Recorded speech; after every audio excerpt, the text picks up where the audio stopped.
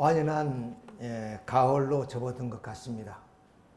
더욱이 추석을 앞두고 있는 그런 상황 속에서 오늘 또 9월의 마지막 성일을 맞습니다.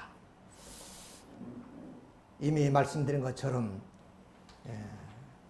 참마보님 탄신 성화 11주년을 맞이해서 문선명 참부모님은 메시아다는 주제로 지금 오늘 세 번째 말씀을 드리는 시간이 되겠습니다.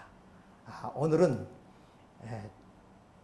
문선명 참부모님 연계를 가장 잘하시는 챔피언이다 하는 연계를 중심한 말씀을 우리가 함께 드리도록 하겠습니다. 우리 일생에 있어서의 죽음이란 것은 피할 수 없는 하나의 길입니다. 그래서 옛부터 생자필멸이라 하는 말씀이 바로 이란 뜻입니다. 그런데 우리는 이 한 생애를 살고 죽는데 어떻게 죽을 것인가? 이게 대단히 중요한 이야기 중에 이야기입니다. 이것은 어떤 방법론을 얘기하는 것이 아니라 과연 나의 죽음이 바로 모든 나의 생애가 끝나는 것인지, 그렇지 않으면 또 다른 차원의 삶으로 옮겨가는 것인지, 이러한 하나의 내용이 바로 어떻게 죽을 것인가 하는 내용입니다. 만약에 우리가 저 무정세계라는 하나의 사후의 세계가 있다고 생각한다면 우리의 삶은 우리 생애의 모든 생명이 끝나는 것이 아니라 또한 연장이고 또 다른 차원으로 가는 하나의 길이다, 이렇게 생각할 때 결코 죽음은 슬프거나 고통스러운 것이 아니다는 거예요. 마침 이 청충이가 나비가 되기 위해서는 번데기를 벗는 것 같은 그런 하나의 과정이 우리 인간에게서는 육신을 벗는 죽음이다. 그러므로 죽음이란 것은 영원한 삶을 위해서 이 한정된 육신을 벗어버리는 그러한 내용이 바로 죽음이다, 이렇게 생각하는 우리의 삶이라면 오히려 죽음이 희망을 우리가 심어주는 내용이 되겠습니다. 그렇지만 이 죽음이 이것으로 내 생애가 끝난다면 그것은 슬픔이고 고통이고 또 절망일 수밖에 없습니다. 그래서 어떻게 죽을 것인가 하는 하나의 질문을 오늘 우리가 던지면서 참마보님 연계해 주신 말씀을 통해서 우리가 한번 자세하게 살펴보도록 하겠습니다. 아주 오래된 얘기긴 합니다만은 어느 그 기독교 가정에서 남편이 죽으니까 부활을 한다는 그런 하나의 믿음을 가지고 남편이 죽음에서 부활될 것이라고 이렇게 믿고 그 시신을 7년간 함께 이제 가족과 동거하는 참 아이러니한 일이 있었습니다. 더구나 이것도 이 문명사회 또 우리나라 수도 서울에서 일어난 하나의 사건입니다. 그리고 이 부부는 다 이렇게 좀 학식도 있는 분이고 또 좀 국가의 고급 관리로서 그렇게 생활하시는 그런 분입니다. 다시 말씀은 부인은 좀 약대를 나와서 약방을 하고 계신 분이고, 이런 분이 결국에 그 성서의 말씀에 준해서 죽은 사람이 살아난다는 그런 그 믿음을 가지고 7년간 이렇게 시신과 함께 생활했다는 것은 참 믿깁지 않은 그런 이야기입니다만은, 그러나 성서 이런 일점도 더하지 말라는 그 말씀 때문에 그런지는 모르지만 이것은 한마디로 와서 죽음이란 그 내용을 아까 말씀드린 것처럼 이해를 못하기 때문에 바로 이러한 하나의 천국이라고 할 수 있죠. 이런 아이러니한 일이 벌어졌다, 이렇게 말씀을 드릴 수가 있습니다. 자, 그러면 우리는 종교가 무엇인가 한 것을 우리가 한번 생각해 볼 수가 있습니다. 자, 우리 이 나라의 우리나라만 하더라도 기독교만 해도 약 40여 종파로 분열되어 있습니다. 그리고 세계의 기독교는 약 400여 종교가 이제 이렇게 종파가 되어 있다고 합니다. 그러면 기독교 외에 많은 종교들을 우리가 따지게 되면 많은 종교와 많은 교파를 우리가 생각하지 않을 수 없습니다.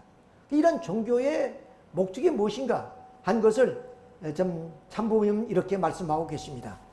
자, 여러분은 영계에 대해서 상당히 궁금할 겁니다. 세계에는 수많은 종교가 있는데 그 종교들이 가는 길은 영계와 관계 맺어 영생하는 세계, 영원히 사는 세계, 즉 하나님같이 사는 세계를 찾아가는 것입니다. 그런 세계가 종교의 목적지입니다. 그러니까 이 종교의 좀 목적과 우리의 종교가 가르쳐주는 내용이 뭐냐? 영원한 세계가 있다는 것. 그것은 바로 죽음을 통해서 가는 하나의 세계. 그 세계는 하나님이 같이 살 수 있는 그런 세계다. 그 세계를 가르쳐주기 위해서 그런 세계를 목적으로 해서 종교가 있다는 겁니다. 그런데 오늘까지 우리는 물론 그 어느 종교든지 다 죽음에 대해서 얘기를 하고 있습니다만 확연하게 우리가 생각하는 원리적인 의미로서의 단어를 말하면 무형실체 세계, 죽음에서 가는 그런 하나의 영계, 이런 세계가 있느냐 없느냐, 이것이 지금도 끝없이 논쟁하고 있는 것입니다. 이런 입장에서 오늘 문선명 참부모님이 들려주시는 영계에 대한 내용을 우리가 이 시간을 통해서 확실하게 알므로써 우리는 지상의 삶의 어떤 그 목적과 그리고 죽음에 대한 하나의 그 공포를 떨칠 수 있는 시간이 될 수 있다고 말씀을 드릴 수가 있습니다. 자, 그러면 우리는 근본적인 하나님의 그 창조 원리를 좀 이해를 하셔야 됩니다. 왜 그러냐면 오늘이 우리가 살고 있는 이 자연세계뿐 아니라 무형실체 세계인 영계까지도 다 하나님의 창조물입니다. 그렇기 때문에 하나님의 창조 원리를 이해할 때만이 비로소 우리가 보이지 않은 저 사후의 세계인 무형실체 세계도 우리가 인식할 수 있기 때문에 그렇습니다. 자, 그래서 이 하나님의 창조의 그런 내용을 잠깐 살펴보면 하나님은 어떤 분으로 계시느냐, 이미 창조 원리에서 설명을 드린 바가 있습니다만 하나님은 우리의 마음 같은 성상과 우리 몸 같은 형상, 이런 성상과 형상의 이성성상으로 있다는 거예요. 우리는 하나님을 닮아났기 때문에 이렇게 마음과 몸이 뜻이 하나님도 마음 같은 성상, 몸 같은 형상이 있다는 거예요. 그리고 우리 인간은 부부가 인연을 맺으면 일신이라 그러죠. 그래서 우리가 남자와 여자가 있듯이 하나님에는 바로 이렇게 양성과 음성으로 이렇게 좀 성을 구별할 수 있다는 거예요. 그러니까 이것은 이쪽을 우리가 바라보게 되면 우리 마음 같은 부분에도 양성과 음성, 몸 같은 그런 형상에도 양성과 음성으로 되었다 하는 것입니다. 좀 이해하기는 어렵지만은 전번에 드린 그런 말씀이 있기 때문에 좀 이해가 쉬우리라 믿습니다. 따라서 우리 인간을 비롯한 모든 피조세계는 하나님의 그런 좀 닮아서 우리가 이 땅 위에 창조된 피조물입니다. 그래서 하나님이 우리 인간을 창조하실 때 하나님이 형상대로 일남일녀를 지으셨다, 그런 말씀하셨습니다. 자, 이것을 준해서 우리가 보여야 될 때 이 모든 피조세계를 우리가 좀 이게 소립자, 원자, 분자, 식물, 동물, 인간으로 나눠 본다면 이 모든 존재는 하나님을 닮아서 어떻게 되냐, 하나님이 성상을 닮은 성상적 부분과 하나님이 형상을 닮은 형상적 부분을 닮아서 모든 존재는 성상, 형상으로 되어 있다는 겁니다. 그 형상, 형상이 구체적으로 인간에는 마음, 몸, 동물에는 동물심, 체, 이렇게 성상, 형상으로 이렇게 하나님을 닮아서 창조되었다 하는 것을 알 수 있어요. 자, 그런데 하나님은 성상, 형상으로만 계신 것이 아니라 양성, 음성이 이성상으로 계시는 것입니다. 그러니까 하나님을 닮아는 모든 피조 만물도 그런 양성과 음성을 띠게 되는 거예요. 그래서 그럼 모든 피조물은 이렇게 인간에게는 여성, 남성, 그리고 동물에는 암컷, 수컷, 또 식물에는 암술, 수술, 그리고 분자에는 양성, 음성, 원자는 양자, 전자, 소립자는 양성, 음성. 이렇게 되는 이유는 뭐냐? 하나님이 바로 이러한 성상, 형상의 이성성상과 또 양성, 음성의 이성성상의 그런 분으로 계시기 때문에 바로 하나님을 닮아난 모든 피조물은 이렇게 되어 있다, 이렇게 볼 수 있는 겁니다. 자, 그래서 하나님 이 피조물의 그런 하나의 원인자가 되시죠. 자, 그래 원인을 닮아난 모든 피조물은 이렇게 본성인 성상과 형상으로 되어 있을 뿐 아니라 그의 속성인 그러한 양성과 음성으로 되어 있다. 이렇게 우리가 여러분들이 좀 이해가 어렵지만 이러한 내용을 좀 보시면 이해가 되리라 생각됩니다. 그래서 하나님은 모든 존재의 제일 원자로서 우리는 창조주, 절대자, 유일자라고 합니다. 자, 그래서 우리는 하나님을 이렇게 성상, 형상, 양성, 음성 이렇게 복잡하니까 이것을 함축해서 바로 설명해내는 것이 원리에서는 성상, 형상의 이성성상의 중화적인 통일체요, 그리고 양성, 음성의 이성성의 통일체로서 남성격 주체로 계신다.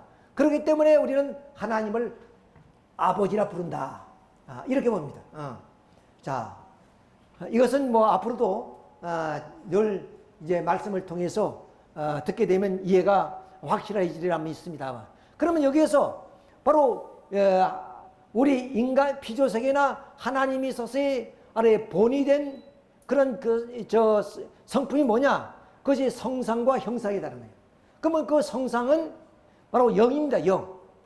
우리 인간의 마음처럼 그런 영이며 그런 심정이 본체이며 참사랑과 인격체란 말이에요.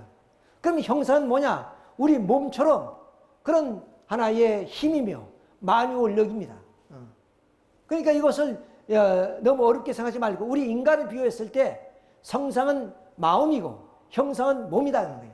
그러니까 모든 존재가 성상, 형상으로 되어 있으니까 이 세계, 우리 인간이 살고 있는 이 우주는 어떻게 되느냐? 또 우주 넘어서의 우리 인간의 사후의 세계는 어떻게 되느냐? 역시 이 세계도 성상과 형상의 세계가 있다는 거예요. 그것이 바로 무형세계와 우리가 살고 있는 자연세계인 유형세계다. 이렇게 먼저 말씀을 드릴 수 있습니다. 이것을 자세하게 설명하기 위해서 이제 그것을 실체적으로 그림으로 보여드리도록 하겠습니다. 자, 하나님이 형상대로 우리 먼저 인간을 창조하셨습니다. 먼저가 아니고 가장 나중에 창조하셨죠. 근데 인간을 나중에 창조하셨지만은 하나님이 이 우주만상을 창조할 때 무엇을 본으로 했느냐? 바로 인간을 본으로 했다는 거예요. 왜? 하나님을 닮아난 인간을 본으로 해서 인간의 몸으로 그러면 살 수 있는 자연 환경인 유형실체의 세계, 이 세계를 창조했고 인간의 그런 마음과 같은 영, 그 영이 살 수 있는 하나의 세계, 그걸 영계라고 하는데 무형실체의 세계라 그럽니다. 이렇게 하나님이 이성성상으로 계신 것처럼 우리 인간도 몸과 마음 이성성으로 계시기 때문에 그 인간을 본으로 해서 창조된 세계도 어떻게냐? 바로 이런 자연세계인 유형실체 세계와 영계인 무형실체 세계로 이렇게 성상, 형상으로 나눌 수 있다는 거예요. 이런 점에서 바로 우리 인간이 자연세계에서 살지만은 사후에 이런 세계가 있다 하는 것을 말씀드리는 내용입니다. 자, 그러면 이 자연세계는 우리가 알다시피 시간과 공간의 제약을 받는 그러한 순간적이고 한정된 하나의 사회입니다. 반면에 이 무형실체 세계는 시간과 공간이 초월된 그러한 영원하고 무한한 세계다 그 말이에요. 그러니까 이 세계에 살고 있는 사람들은 영원한 하나의 세계를 살기를 원합니다. 그것은 바로 이 무형세계에 가서만이 살 수 있는 거예요. 자, 이런 관점에서 봤을 때 성상, 형상의 입장에서 보니까 바로 이런 우리가 살고 있는 자연세계뿐만 아니라 우리가 죽어서 가는 사후의 세계인 무형실체 세계도 있다 하는 것을 이제 이렇게 창조리를 통해서 우리가 밝혀볼 수가 있습니다. 자, 그 하나의 예를 들어보겠습니다. 마태복음 17장을 보면은 이런 내용이 있습니다. 예수님이 제자들을 데리고 산에 기도를 할 때, 그 산이 어떤 산이라는 것은 뭐냐면 성서에 기록되어 있지는 않습니다. 근데 그 기도를 할 때쯤에 호련히 예수님을 중심으로 해서, 아니 900년에 죽었던 엘리야, 그리고 1600년에 죽었던 모세가 딱 제자들 눈앞에 나타납니다. 눈앞에 나타나. 자, 이렇게 해서 왜냐면 이분들이 과연 어디에 있었느냐? 900년 전에 죽었고 1600년에 죽었던 모세와 엘리야가 어디에 있었느냐? 바로 이 세계에 있었기 때문에 뭐냐면 이 세계에서 예수님과 함께 지금 나타난 겁니다. 예수님을 만나러 오신 거죠, 쉽게 말하면. 그래서 이렇게 갑자기 변화된 것을 보고 변화산상이다 이렇게 얘기합니다, 성서에는. 그러니까 산만 있었던 그 곳에서 그러면 황홀하게 이렇게 예수님을 중심한 900년에 죽었던 엘리야와 1600년에 죽었던 모세가 나타났단 말이야. 그 모세와 엘리야는 바로 이 무형세계에 지금 계신 거예요, 죽어서. 900년 이제 죽어서 무형세계에 갔고 1600년에 죽어서 무형세계에 간 겁니다. 자, 또 하나의 예가 뭐냐? 바울이 고린도후서 12장에 보면 바로 이 무형세계에 갔다 왔다는 얘기를 지금 하고 있습니다. 자, 우리가 잠시 한번 내가 보겠습니다만은, 자, 이스라엘 민족은 하늘을 세 개의 하늘이 있다 그랬어요. 자, 첫째는 우리가 땅에 있는 보이는 하늘, 그 하늘이 있고, 둘째는 우주가 있고, 그러면 세 번째가 사후의 세계인 무형세계인 하늘이 있다고 유대인들은 그렇게 생각했던 겁니다. 근데 바울이 잠시 몸 밖을 떠나가지고 바로 이 세계를 간 겁니다. 그러니까 바울이 하는 말이 내가 몸 안에 있는지 몸 밖에 있는지 모르겠더라. 그런데 낙원에 갔더니 그 낙원은 말할 수 없이 황홀한 세계더라. 말로 표현할 수가 없더라. 이런 얘기합니다. 이제 첫째 하늘인 유대인들이 보는 지구에서 하늘, 그리고 우주, 그 넘어서 셋째 하늘에 갔는데 그 셋째 하늘이 낙원인데 그 낙원이 우리가 말로 표현할 수가 없더라. 너무나 황홀한 세계더라. 이렇게 사도 바울은 살아있는 사람이에요. 살아있는 사람이 그 영계 하나님의 그런 인도를 받아가지고 다녀왔던 겁니다. 그 다녀왔던 얘기를 지금 하는 거예요. 그것이 고린도후서 12장에 있는 내용입니다. 그 다음 우리가 스웨덴보르그, 이건 유명한 사람입니다만은 이분은 바로 18세기 사람입니다. 지금으로부터 바로 300년 전 그런 인물이죠. 자, 근데 이분은 그 스웨덴 사람인데 그 아버지는 그 루터교회 목사 출신이십니다. 근데 이분은 굉장히 좀 박식한 그런 분이라서 과학자였어요, 과학자. 그러니까 아이작 뉴턴 같은 그런 반열에 끼는 그런 과학자였습니다. 그러니까 유럽에서 굉장히 유명한 과학자였다는 말입니다. 근데 이분이 57세에 영안이 열립니다. 그러니까 이분이 여행을 좋아했는지 영국에 가서 어느 식당에서 식사를 하는데 식사가 마치고 일어서려는 순간에 그야말로 황홀한 빛이 쫙 비치더라는 겁니다. 그게 이상하다 생각하고 자기 침실로 가서 잠을 자려고 하는데 그 같은 똑같은 빛이 확 비치면서 바로 하나님이 보낸 사자, 천사가 나타납니다. 우리 그 창세기에 보면 아브라함 집에 천사가 나타나서 바로 이삭 탄생을 예고하는 일이 있습니다. 그래서 아브라함이 양고기를 대접한 그런 하나의 내용이 창세기에 기록되어 있는데 그처럼 천사가 나타난 거예요. 그래서 천사가 이 스웨덴보르그인데 당신에게 하나님이 특별한 사명을 주셨다. 앞으로 이제 영계를 보게 될 텐데 영계에 대한 소식을 지상의 사람들이 모르니까 낱낱이 다 밝혀줘라. 이런 나라의 소명을 주고 천사는 사라집니다. 그 후에 바로 이 스웨덴보르그는 육신을 벗어나는, 그러니까 우리 인간에게는 육신과 영체가 있다 그랬죠. 영인체. 영인체가 몸 밖으로 나오는 거예요. 이것이 죽음인데, 예. 그러니까 일반 사람들은 그 영인체와 우리 흔히 말하면 쉽게 말하면 영혼이죠. 영혼과 육신이 분리되면 그것이 죽음입니다. 그것이. 예. 그러니까 이분도 역시 육신과 영혼이 분리됐죠. 이것을 이분은 뭐냐면 체외 이탈 이렇게 표현하는데 오늘의 그런 단어로서는 유체 이탈이라고 얘기합니다. 유체 이탈이 된 거예요. 자기 육신은 지금 이렇게 침대에 그냥 누워 있습니다. 그래 아까 말씀드렸지 영혼과 영인체와 분리되면 죽는다 그랬죠. 죽은 시체처럼 누워 있는 거예요. 그런 상황 속에서 이제 천사의 도움을 받아가지고 이 사후의 세계에 가는 그런 내용을 바로 많은 서적을 통해서 이제 좀 알려주고 있습니다.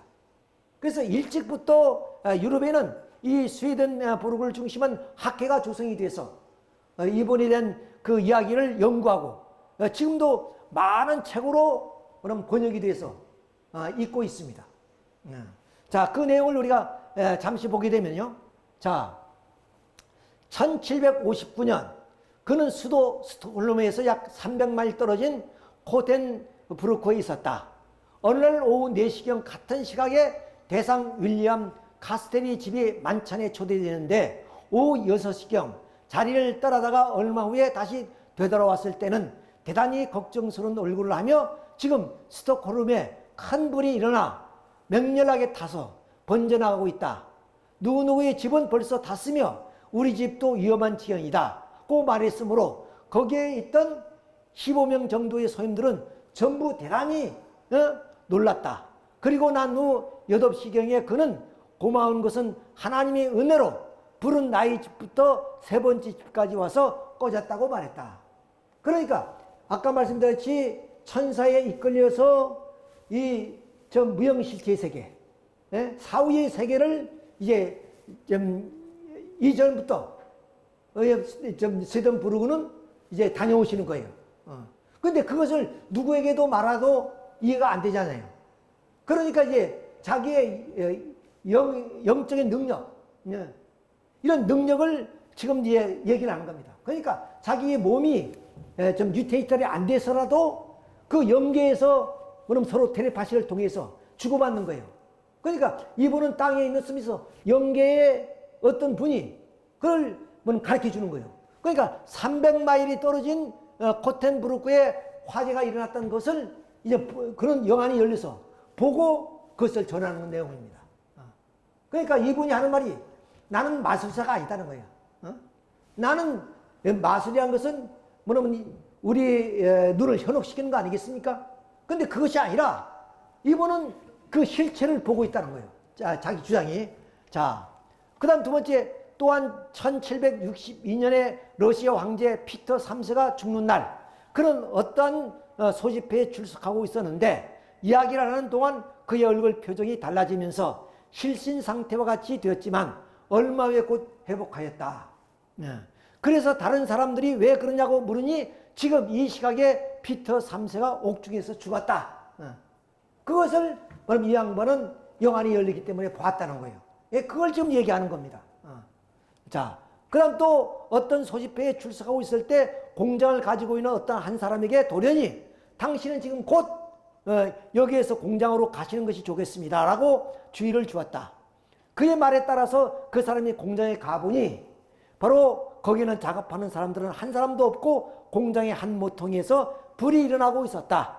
그래서 그는 곧 불을 끌 수가 있었다. 이렇게 그러면 좀 보통 사람들은 우리가 볼 수 없는 시간을 초월해서 그런 세계에서 벌어진 일들을 이렇게 영안을 열린 사람이 보고 하는 그런 얘기가 이렇게 이해한 내용입니다. 또 1971년 9월에 그는 이전에 하숙한 일이 있었던 런던 사스미스 부처의 집을 방문한 후 그의 집의 2층을 최후의 숙박지로 정하였다. 그러니까 그는 이제 죽음을 앞두고 있습니다. 그는 약 1년 전부터 자기가 이 생을 떠나는 날을 다음해 3월 29일이라고 예언하면서 그날을 어린아이같이 제삿날을 기다리는 것처럼 기뻐했다. 그날 죽었어요, 이분이. 자기가 좀 죽는 날까지 그렇게 지정해 놓고 그렇게 살았던 분입니다. 그러니까 우리가 영계안을 모르는 사람들은 이런 얘기들이 좀 황당한 얘기처럼 그렇게 생각이 되겠죠. 근데 이분은 이미 좀 세계 많은 학자들이 좀 이런 분의 책을 통해서 이미 좀 확인하고 있고 또 인정하고 있는 그런 상황입니다. 자, 이런 좀 스웨덴부르크의 그런 삶을 통해서 우리에게 보여준 내용이고 이외에도 굉장히 많습니다만은 시간이 없으니까 이 정도로 말씀을 드리고 이제 죽음이라는 게 뭐냐 이것을 이제 스웨덴부르크가 설명을 하고 있습니다. 자, 그 내용을 이제 우리 잠색한다면 바로 우리 죽음은 이렇게 우리 머리에 정수리에서 이렇게 이제 우리 영혼이 빠져나오죠. 우리 원리로는 영인체죠. 영인체가 빠져나온다. 이때 천사들이 반드시 온답니다. 우리는 죽음이 사자라 그러는데 기독교에서는 천사라 그러죠. 그 천사들이 와서 뭐 둘이 올 때도 있고 네 사람이 올 때도 있는데 네 사람이 올 경우에는 저 발 부분에 두 사람 그리고 머리 부분에 두 천사가 있답니다. 그래서 그 죽음을 도와준다는 거예요. 육신이 심장이 딱 멈췄다 그러면 그때 영혼이 이 정수리를 통해서 빠져나오는 그것을 천사들이 도와준다는 거예요. 도와줘서 이렇게 이제 빠져나오는 거죠. 자, 이렇게 이제 빠져나온다는 거예요. 쭉 빠져나오면 이제 자기가 누웠던 모습을 본다는 거죠. 이분들은 이제 천사들이고 이 영혼이 좀 빠져나오는 과정입니다. 이렇게 쭉 빠져나오는 천사들이죠. 자, 이렇게 해서 그러면 자기의 모습을 본다는 거예요. 이것은 스웨덴부르크의 그런 글쓰기면서만 아니라 임사 체험하는 사람들이 하는 얘기들이에요. 이런 얘기들 많이 하고 있습니다. 자, 이렇게 해서 그러면 그 유족들은 애도하고 이렇게 있는데 자기가 육신의 죽음을 바라보고 있다는 거예요. 그런데 스웨덴부르크의 얘기를 보면은 어쩌면 자기 육신이 거창스럽다는 거예요. 마침 애벌레가 번데기 속에 있을 때 빨리 벗어나야 나비가 되는 것처럼 그렇게 그 육신을 벗어나게 되면 굉장히 홀가분하다는 거예요. 영인체가. 그때부터 어떻게냐? 영인체에도 영적인 오감이 생긴다는 거예요. 우리가 육적인 오감이 있죠? 영적인 오감이 생긴다는 거예요. 그때. 이 빠져나오면서. 그러면서 이제 이 모습을 이제 보게 되는데 이렇게 해서 3일 동안 여기에 있습니다. 물론 영계 왔다 갔다 하죠. 영계 왔다 가는데 참부모님 말씀에 의하면은 이 지상에서의 삶을 다 정리하기 위해서 40일 동안 왔다 갔다 한다는 겁니다. 그래서 불교에서는 49제를 드리는 이유가 바로 거기 있습니다. 40일 동안은 완전히 영계에 입적하는 것이 아니라 영계에서 왔다 갔다 하는. 왜? 지상의 삶을 정리하고 영계에 입적하기 위해서. 그런 기간이 있다는 겁니다. 자, 이렇게 해서 이 영혼은 어디야? 뭐 여기에 지붕이든 뭐냐 뚫고 나간다. 이렇게 뚫고 나가나요. 뚫고 나가서 천사를 따라서 어디로 가느냐? 영원한 무형세계에 가는 거예요. 자, 무형세계 가는데 이쪽으로 봅시다.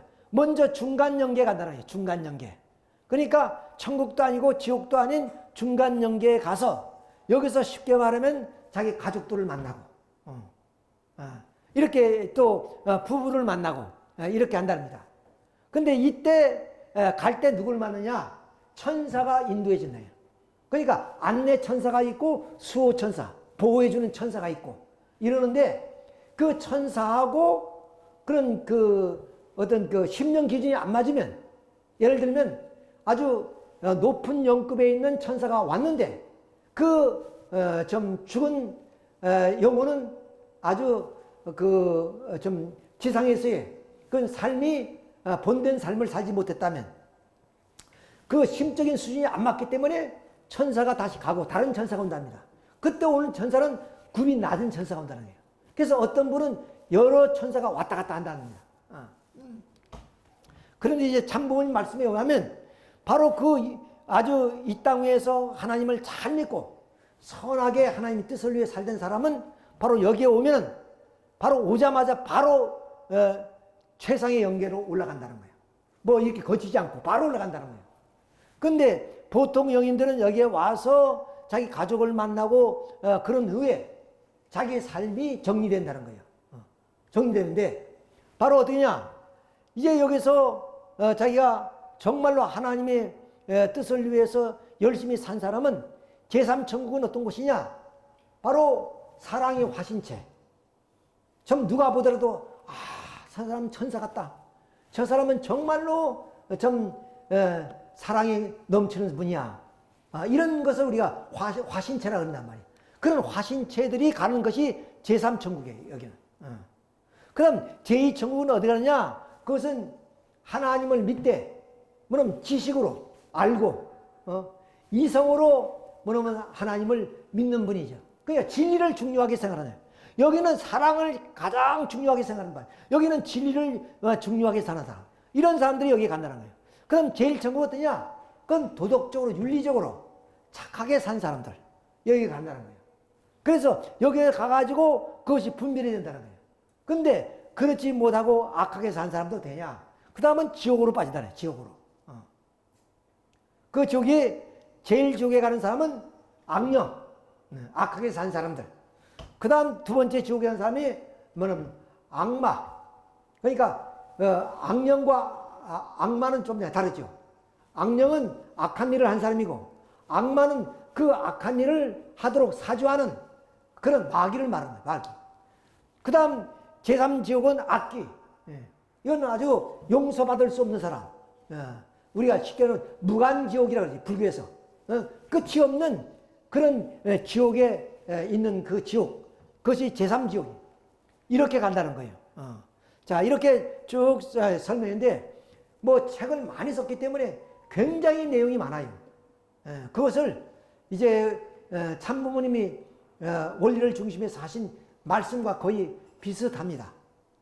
상당히 그 참부모님이 영계에 대한 그 말씀이 한 내용이 상당히 그 비슷한 점들이 많습니다. 자, 이렇게 이분은 직접 영계에 얼마 동안 27년 동안 왔다 갔다 했습니다. 왔다 갔다 27년 동안. 이래서 그 소식을 왜냐면 하나님의 자기 소명이니까 그랬습니다. 많은 과학자들이 야 천재적인 저런 과학자가 이렇게 학문을 연구하지 않고 저런데 좀 그 매혹돼서 있는 것을 보고 안타깝게 생해서 빨리 그런 일을 그만두고 우리 같이 이런 그 좀 학문에 매진하자 이렇게 이제 얘기를 하니까 좀 스덴부르가 하는 말이 나 같은 과학자는 지금도 많이 있고 앞으로도 많이 나타날 수 있다. 그러나 내가 하는 그 하늘의 소명은 나밖에 할 수 없다는 거예요.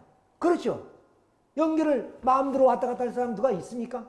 그래서 그분은 영계에 대한 27년 동안에 왔다 갔다 하면서 자세한 것을 보고 듣고 경험한 것을 책으로 펼쳐 영계를 모르는 사람한테 보여주고 있고 해서 영계를 밝혀주는 겁니다. 우리 문선명 참부모님도 우리에게 한 말씀이 뭐냐? 너희들이 영계를 안다면 이렇게 살 수 없을 것이다. 이런 말씀을 아주 자주 하셨습니다. 그러니까 우리도 진짜 영계를 모르니까 때로는 허라방탕한 삶을 살고 때로는 자기의 이기적인 삶을 추구하고 그런다는 거예요. 그런데 영계를 정적으로 안다면은 그렇게 살 수 없다는 거예요. 그리고 그 영계에 가는 날을 기다려지게 되고 그 육신을 벗는 것이 결국 짐을 벗는 것과 같은 그런 하나의 우리의 죽음이 바로 우리의 사후의 세계에 가는 길이다. 이렇게 우리가 얘기를 할 수 있습니다. 자, 그러면 이런 스웨덴부르크의 얘기를 이 정도로 하고 많은 얘기가 있지만 여러분들이 차후에 서점에서 그 스웨덴부르크의 그런 책을 한번 꼭 사서 보시면 정말로 도움이 될 겁니다. 그리고 또 우리 교회에서도 참아버님이 보내신 메시지 그리고 많은 선배 원로들이 보낸 메시지들이 있습니다. 이런 것도 참고해서 보시면 우리가 우리의 삶에 많은 도움이 될 것이다 하는 말씀을 드립니다. 자, 이 정도로 영계가 있다는 것은 부정할 수 없는 얘기입니다. 자, 이렇게 해서 이 무형실체의 세계와 유형실체의 세계를 합해서 뭐냐? 천주라 그럽니다. 천주. 우주라는 말은 이 우리가 보이는 이런 하늘과 그리고 태양계를 중심으로 한 세계. 이것이 우주지만 천주란 것은 무형실체의 세계까지 합친 것을 말합니다. 이건 우리 통일 원리에서밖에 이렇게 얘기를 하지 않습니다. 자, 그러면 우리 인간은 이렇게 몸이 살 수 있는 자연 환경이기 때문에 이 자연의 요소로서 우리 육신이 창조되었고, 또 우리 인간은 육신만 있는 것이 아니라 바로 무형적인 영적인 요소로서 영인체가 있단 말이에요. 이렇게. 그래서 우리 인간은 육신은 자연세계에 살다가 영원한 무형세계로 올라가서 그 세계에 사는 겁니다. 그러니까 이 세계는 어떤 세계냐? 본질이 세계예요. 이것은 현상의 세계입니다. 그러니까 본질이란 게 뭐예요? 그것이 중심이고, 그리고 그것이 참이고, 그것이 또한 핵심이라는 뜻 아니에요. 그러니까 우리 삶의 본향이 어디냐? 여기가 아니에요. 여기는 거쳐가는 거예요.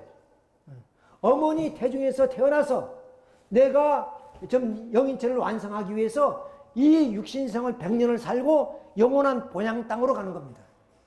이것이 본향 땅이에요. 이 본향 땅. 이런 세계에 우리가 가는 건데 우리는 이 세계를 모르니까 바로 그 죽음은 곧 끝이라고 생각하고, 또 영원한 이별이라고 생각하고, 또 죽음은 바로 나 자신이 모든 생명이 끝나는 것으로 우리가 알고 있다. 그건 아니라는 거예요. 바로 이 세계로 바로 가서 영원한 본향 땅에서 우리가 즐길 수 있는 모든 기쁨과 행복과 향락을 누릴 수 있는 세계가 이 세계라는 거예요. 이 세계 오늘 문명이 발전해서 과학 문명에 의해서 우리는 좀 편안하고 안락한 삶을 살고 있지만 이 세계는 아무것도 아니라는 거예요. 비교해 봤을 때. 자, 이런 관점에서 이것은 본질이 세계다 하는 것으로 알 수 있습니다. 우리는 마음을 알지 못한 사람은 그 사람의 인격을 알 수 없잖아요. 그 다음 하나님을 모르고서는 인간의 참된 의미와 뜻을 모르잖아요. 마찬가지로 무형실체의 세계를 모르면 우리는 자연세계가 완전히 어떤 세계라는 걸 모릅니다. 그렇기 때문에 이 본질의 세계를 우리가 알아야 된다 하는 것을 우리가 알죠. 자, 그래서 이 본질의 세계는 어디냐? 바로 이 자연세계는 그림자와 같은 세계다. 빛이 없으면 그림자도 사라지듯이 바로 언젠가는 이 현상의 세계는 사라지고 우리는 영원한 무형세계에 가서 영원히 살게 되는 것이다. 이것이 우리의 좀 죽음이다 하는 것을 우리가 여기서 아셔야 됩니다. 그러니까 죽음은 절망이 아니고 우리 세계의 끝이 아니고 새로운 시작이고 새로운 차원에 더 높은 차원으로 가는 겁니다. 그러거든 마다할 이유가 하나도 없고 죽음을 두려워할 이유도 하나도 없고, 아까 스덴부르고 말씀하는 것처럼 육신을 벗고 나면 홀가분하다는 거예요. 홀가분함. 그리고 우리 지상에서 우리가 상상할 수 없는 그런 아름다움, 그런 향기, 그런 세계가 펼쳐진다는 거예요. 예, 그런 세계를 우리가 한번 참부모님 말씀을 통해서 살펴보도록 했습니다. 자, 우리 인간은 죽으면 육신은 흙으로 돌아가죠. 그 영이처만 영계 가서 영원히 사는 겁니다. 자, 그러면 그 영계가 참부모님 하시는 말씀이 어떤 내용인가 한 것을 우리가 한번 살펴보도록 하겠습니다. 자,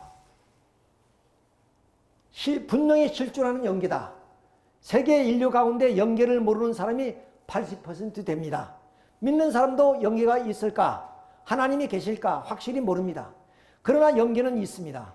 생각해 보십시오. 세상의 부자가 이제부터 행복의 동산을 만들려고 할 때 자신의 모든 재산을 들여서라도 만들고 싶은 마음이 있는 것과 마찬가지로 천지를 창조하신 하나님은 자신이 사실 곳을 어떻게 지으셨느냐? 영계는 어느 부분을 찾아 응시해도 천년을 바라봐도 실증이 나지 않는 아름다운 세계입니다. 자, 상상도 할 수 없습니다. 무엇인가 세계에서 제일이라고 해도 그것은 아무것도 아닙니다. 세상에 비교할 수가 없다는 거죠. 영계의 한 모서리도 안 됩니다.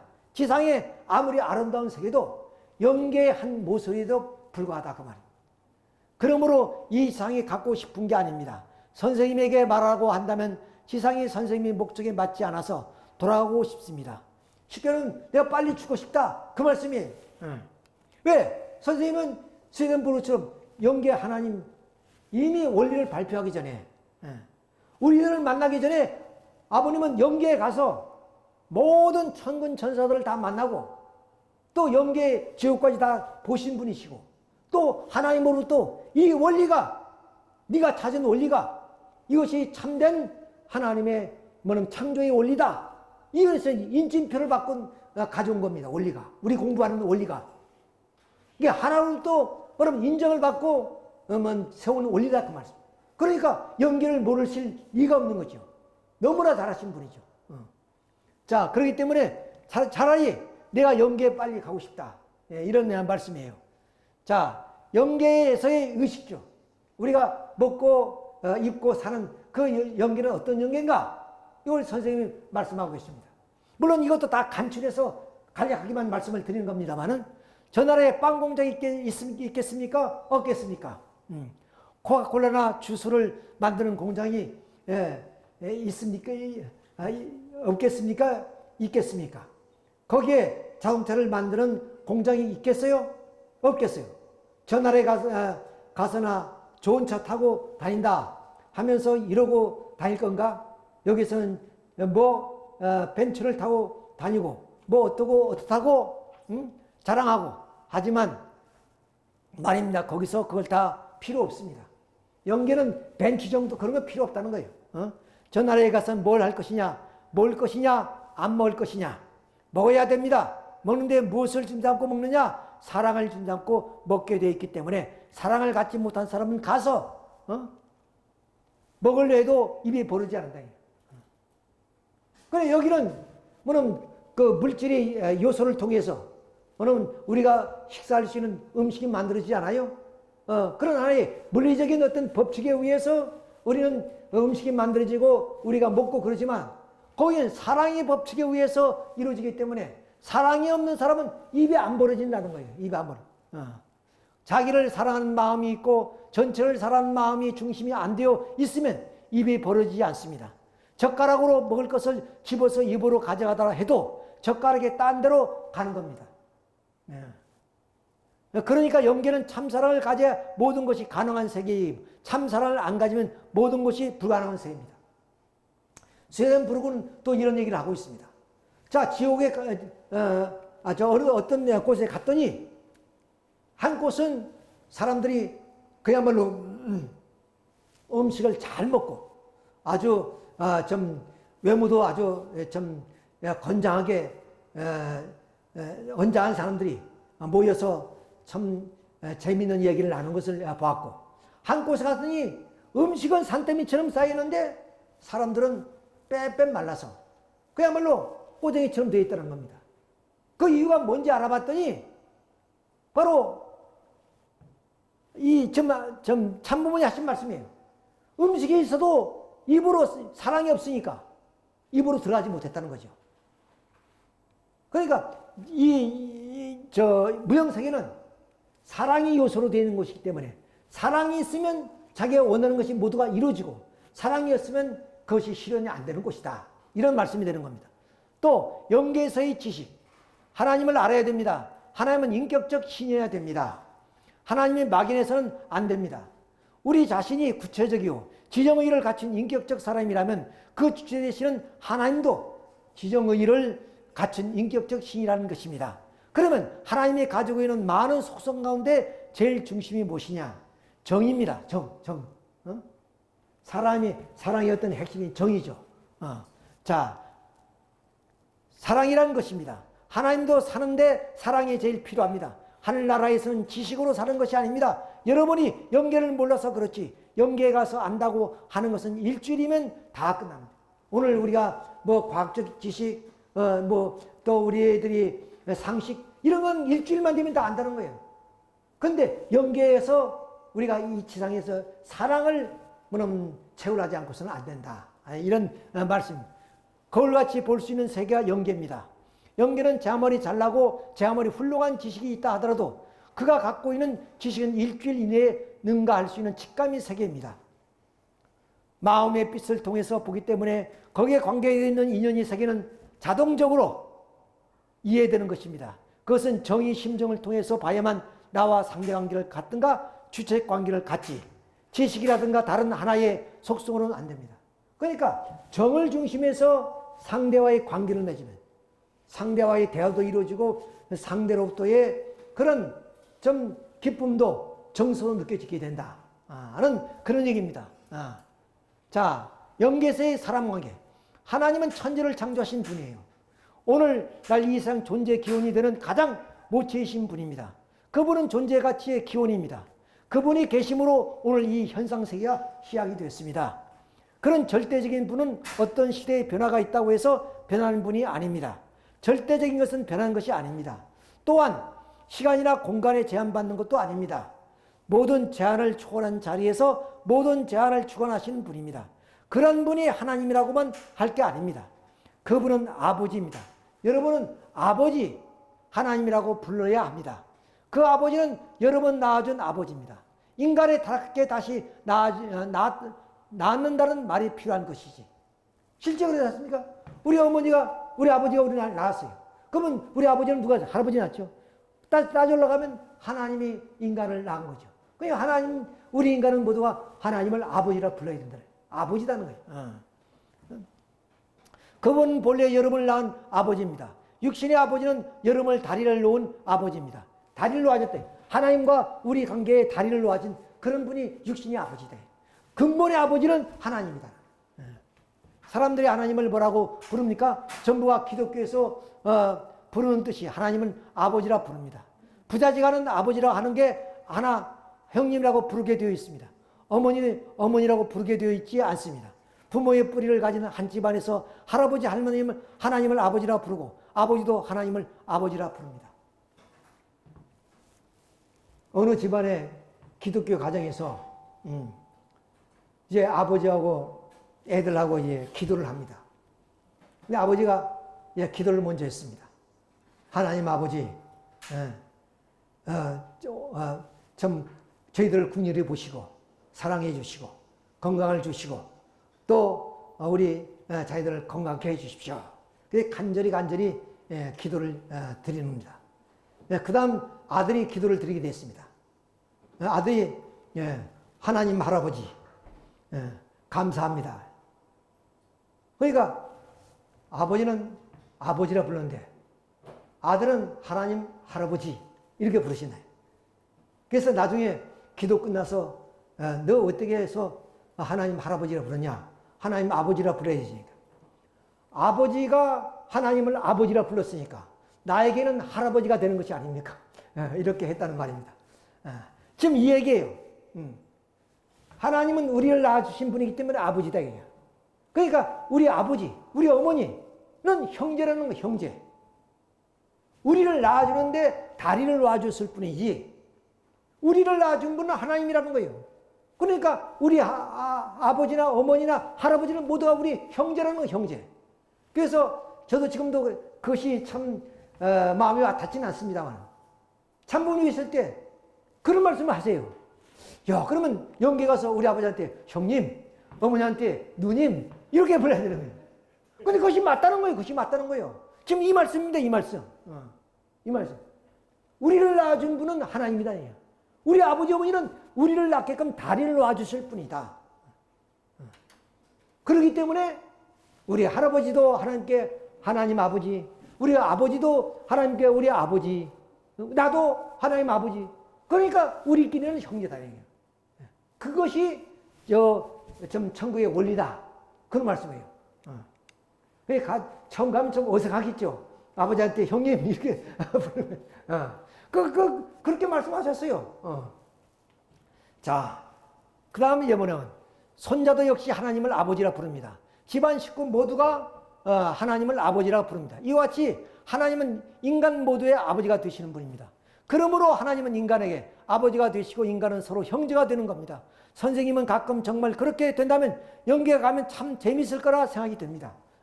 인간은 서로 형제라고 했으니 영계에서 제일 가까운 형제가 누구냐? 영계에서 제일 가까운 형제는 횡적인 형제가 아닙니다. 이 세상에서 부자관계, 형제관계 중에 어떤 관계가 더 가까우냐? 형제관계보다 부자관계가 가깝다. 자, 그러니까 횡적인 형제도 형제지만 종적인 부모와 자식 간에도 뭐냐면 형제관계다. 부자관계가 더 가까우니까 영계 가서 내 아버지가 제일 가깝고 다음은 할아버지, 그 다음은 할아버지, 또 그 후에 할아버지가 될 것입니다. 그렇게 올라가면 종지 할아버지가 누구냐면요, 그분이 바로 하나님입니다. 그러므로 세상에 친구가 없다고 위로할 것도 없고 혼자 살다가 죽었다고 해서 슬퍼할 것도 없습니다. 영계에 가면 위로 봐도 옆으로 봐도 가까운 형제, 무진장 있습니다. 그러나 형제가 그냥 되는 것은 아닙니다. 하나님을 아버지로 모실 수 있는 특권을 갖춘 자만이 바로 형제가 될 수 있습니다. 외롭다고 하지 마시라. 영계 가면 지천이다 형제다. 그런데 그런 형제가 어떻게 형제가 될 수 있냐? 하나님을 아버지로 모실 수 있는 사람만이 그럴 수 있다. 예, 그런 말씀입니다.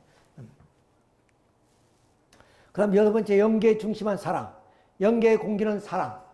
영계는 무슨 조직으로 되어 있느냐? 저 나라의 공기가 사랑입니다. 그러니까 스웨덴부르크는 영계의 실상과 그리고 좀 그 경험을 통해서 책으로 표현했는데 스웨덴부르크는 이런 원리를 모르신 거죠. 단지 보고 듣고 경험한 것을 와서 전했을 뿐입니다. 그런데 문선명 참부모님은 근본적인 원리를 아시고 영계를 보았습니다. 그 영계의 요소가 뭐냐? 이 세계는 바로 물질의 요소입니다. 우리가 과거는 원자는 더 쪼갤 수 없다 해서 원자라 그랬습니다. 그런 원자인 물질을 중심으로 해서 뭐냐면 그것이 모여진 것이 물질이거든요. 그러니까 물질이 요소가 되어서 책상도 되고 컴퓨터도 되고 모든 것이 되었습니다. 그런데 영계는 그 요소가 사랑의 요소라는 거예요. 사랑이. 그러니까 이 자연세계는 물질이 있으면 편합니다. 물질이 있으면 권세를 누릴 수 있습니다. 그렇죠? 근데 저 세계는 사랑이 있어야 권세를 누릴 수 있고, 사랑이 있어야 형제가 되고, 사랑이 있어야 밥을 먹고, 이렇다는 거예요. 자, 세포와 마찬가지입니다. 영계에 호흡할 수 있는 공기는 사랑입니다. 사랑의 도리를 다해야만 하나님의 역사 시대에 바라던 소망의 실체를 완성했다는 격을 갖추게 되어 천국 어디를 가더라도 환영받는. 그러니까 사랑만 있으면 어디 가도 환영받는다는 거예요.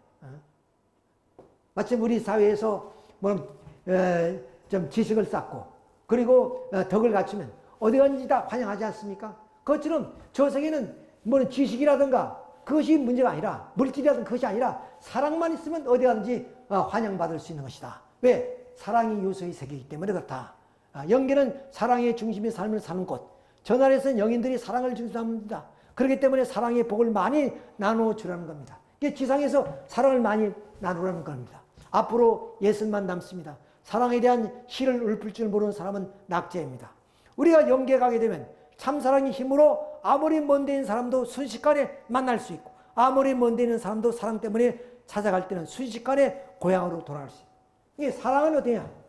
바로 이런 우리의 행동이나 어떤 물질의 움직임에 그런 비교될 수 없는 그런 바로 직선으로 직각으로 내려오는 그런 하나의 것이 사랑이거든요. 그러니까 사랑을 통해서 누구도 만날 수 있고 또 사랑을 통해서 몇 억만리가 떨어진 곳에서도 뭐냐면 올 수 있다는 거예요. 영계는 무한히 방대한 세계지만 몇 백만 리, 몇 천만 리 거리도 순식간에 사랑을 주자고 오갈 수 있는 세계입니다. 사랑은 최고의 빠른 속도로 낼 수 있습니다. 이것이 여러분이 몸 마음의 통일적 사랑의 기대를 못 가게 될 때는 그 세계는 나와 관계없습니다. 그러니 통일의 기원이 상대 세계로부터 벌어지는 것이 아니라 나로부터 시작됩니다.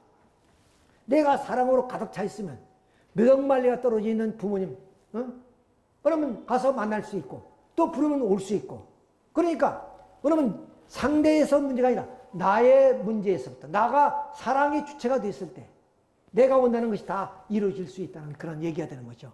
자, 사랑 이상으로 한 하나님 앞에 상대가 될 수 있는 사람은 생각하는 모든 것을 즉각적으로 실현시킬 수 있는 사람입니다. 몇 천만 명의 연애를 한다 할 때도 순식간에 준비를 할 수 있는 세계가 영계입니다. 그러니까 참고인 말씀도, 자, 호텔 연회장에서 예를 들어서 1000명 연애를 한다. 그렇게 하면 벌써 좌석에 딱 깔리고 음식이 딱 다 나온다는 거예요. 물론 이런 최상의 연계권을 말합니다. 아무 연계가 아니고 최상의 연계는 그렇게 되잖아요. 자기 마음 먹는 대로, 사랑의 세계니까 자기가 원하는 대로. 왜? 우리 인간은 그렇지 않습니까? 원하는 것이 있어요. 내가 바람이 있어요. 왜 그러냐? 자기가 그것을 이룰 수 있는 소성과 소질을 가지고 있기 때문에 그렇습니다. 또 그런 것이 있기 때문에 내가 그런 하나의 좀 소질을 타고나는 거죠.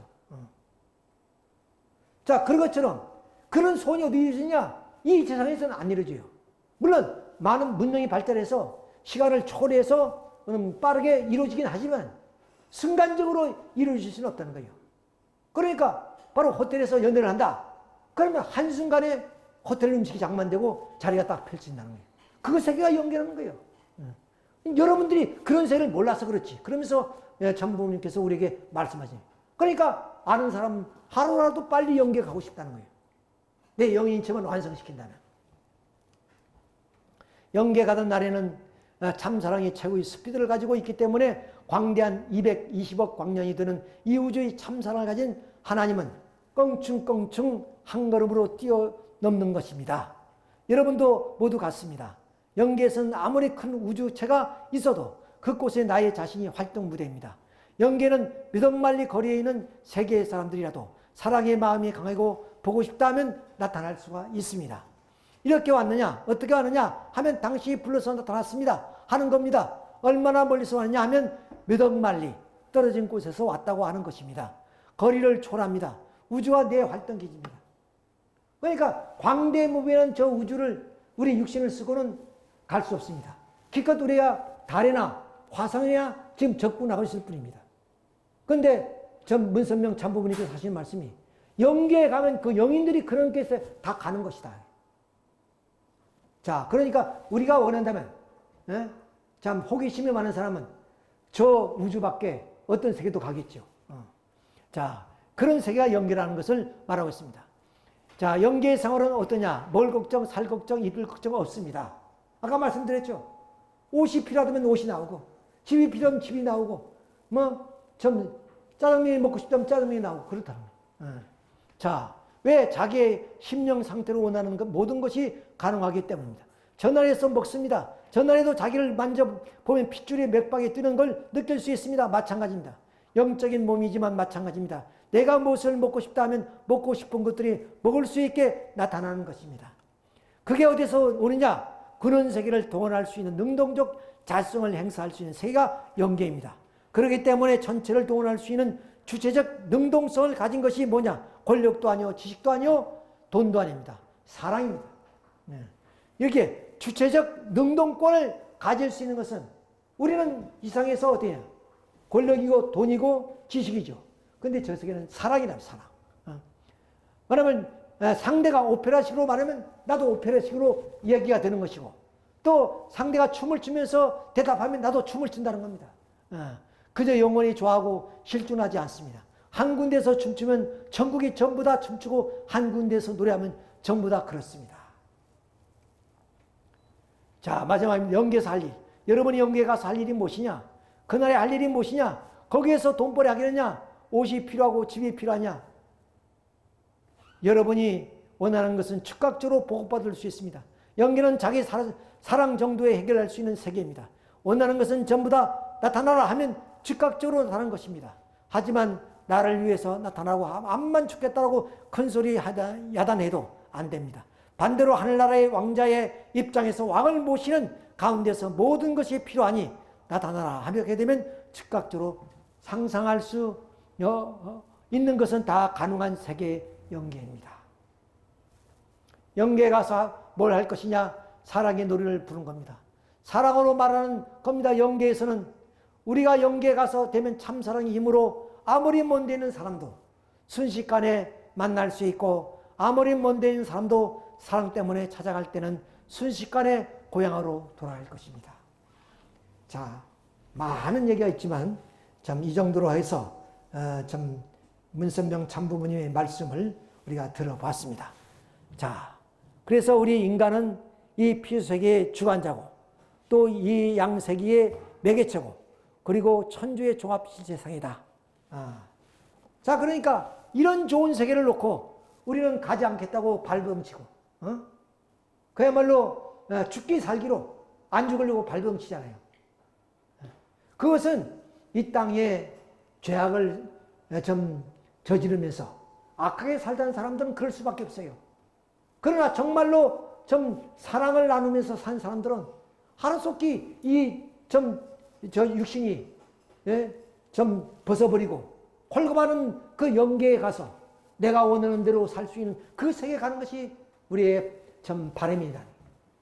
그 연계를 한다면 그렇게 우리가 살아갈 수 있다는 거예요. 이런 것을 우리가 가르쳐 주고 계십니다. 자, 우리 인간은 어떻게 하냐?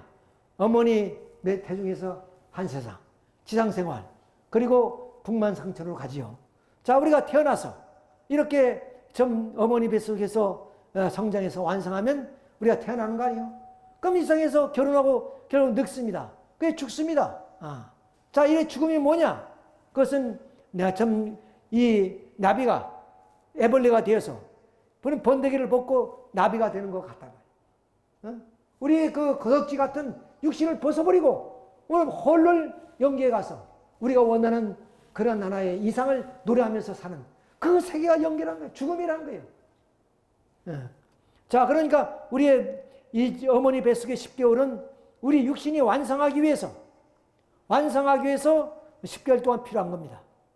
그러면 지상의 100년은 어떤 세계냐? 공기 속에서 우리 영인체가 완성해서 그러면 부모 사랑, 자녀 사랑, 형제의 사랑을 만끽하고 이 사랑의 노래를 부르기 위해서 이 세계에 간다는 거 아니에요.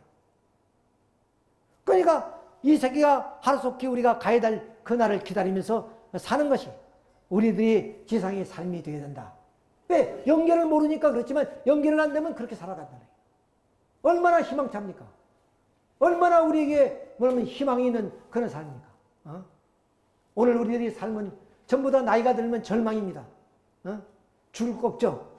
그리고 많은 재산을 모았으면 그 재산에 대한 미련, 이런 권력을 갖으면 권력에 대한 미련, 이런 것 때문에 죽지 않으려고 그야말로 아동바동하지 않아요? 그런 건 아무 필요 없는 거죠. 이 땅 위에 사랑을 나누다가 그 사랑을 가지고 영계에 가서 이렇게 사랑의 노래를 부르며 사는 것이 우리의 삶의 근본이다. 그렇기 때문에 영계는 우리의 삶의 결과를 가지고 사는 세계입니다. 내가 얼마나 사랑을 내느냐에 따라서 나는 그 세계에 가서 그러면 사랑으로 노래 부르며 살아가는 그런 세계다 하는 것을 우리가 알 수가 있습니다. 이제 이 부자로의 나사로의 얘기를 하고 마치겠습니다. 자, 성서에 누가복음 16장에 맞습니다. 부자와 나사로에 대한 얘기인데 이 부자는 홍색 옷을 입고 그야말로 물질이 풍요해서 먹던 것도 찌꺼기들 개들이 주워 먹고 그렇습니다. 이 거지 나사로는 저 개가 먹는 것 그거라도 내가 좀 하나 주었으면 해서 이렇게 밥상 밑에 좀 앉아 있는 거예요. 근데 이 두 분이 다 죽었어요. 다 죽었는데 이 거지는 누구한테? 아브라함의 품에 품겼습니다. 아브라함은 이스라엘 민족의 조상이거든요. 그 품에 품겨서 이렇게 정말로 지상에서는 거지같이 생활했지만 영계에 가서는 어디야? 정말로 사랑의 노래를 부르며 살고 있는 거예요. 근데 그 부자는 어디야? 지옥에 가서 살고 있는데 그 얘기입니다. 자, 한 부자가 있어 자색꽃과 고운 베옷을 입고 날마다 호화롭게 즐기더라는데 그런데 나사로 이름하는 한 거지가 헌데투성이로 아마 그 피부병을 걸은 모이죠. 그의 대문 앞에 버려진 그 부자의 상에 떨어지는 것으로 배부르려고 하며 심지어 개들이 와서 그 헌데를 핥더라. 그 거지가 죽어 천사들에게 받들려고 아브라함의 품에 들어가고 부자도 죽어 장사되며 그가 음에서 그러니까 지옥에서죠. 음지. 이제 고통 중에 눈을 들어 멀리 아브라함의 그의 품에 있는 나사로를 보고 불러 이르되 아버지여 아브라함이여 나를 국률이 여기서 나사로 보내어 그 손가락 이렇게 나사로의 손가락에 뭐냐면 좀 이렇게 아마 물이 좀 침이 흘렀던지 그런 것 같아요. 그러니까 그 물의 혀를 서늘하게 하소서. 지금 뜨거운 불에 좀 묻혀 있는 것 같아요. 저 물방울이라도 좀 떨어뜨려서 내 입술을 서늘하게 만들어 주십시오. 그런 뜻이에요. 이르되 너는 살았을 때 좋은 것을 받았고 나사로는 고난을 받았으니 이것을 기억하라. 이제 그는 여기서 위로를 받고 너는 괴로움을 받느니라. 내가 막 이렇게 열을 내고 있다 보니까 목이 좀 타는 것 같네요. 그뿐 아니라 너희와 우리 사이에 큰 구렁텅이가 놓아 있어서 여기에 너희에게 건너가고자 하되 갈 수 없고. 그러니까 좀 나사로와 부자가 있는 사이에 구렁텅이 있다는 거예요. 그게 건너갈 수 없는 것이라. 아버지여 구하노니 나사로 내 아버지 집에 보내소서. 내 형제들 5 있으니 그들에게 증언케 하소서. 그러니까 이 나사로는 자기는 지옥에 있으니 갈 수 없고 지상에 자기 5 형제가 있다는 거예요. 제발 나처럼 살지 말고 사랑을 베풀며 살도록 하고 그렇게 나사로에게 지상에 내려가서 전하게 해 주시옵소서. 그 말이에요. 얼마나 안타까워. 그러니까 부자도 연결을 알았더라면 이렇게 살았겠습니까? 우리도 언젠가는 갑니다. 우리 자매가 갔지 않습니까? 얼마 전에 우리 가는 거예요. 그러니까 우리가 이래도 한 세상 저래도 한 세상 그렇게 생각하면 안 됩니다. 정말로 죽을 때까지 사랑을 베풀며 살다가 가야 됩니다. 자, 말씀 마치겠습니다.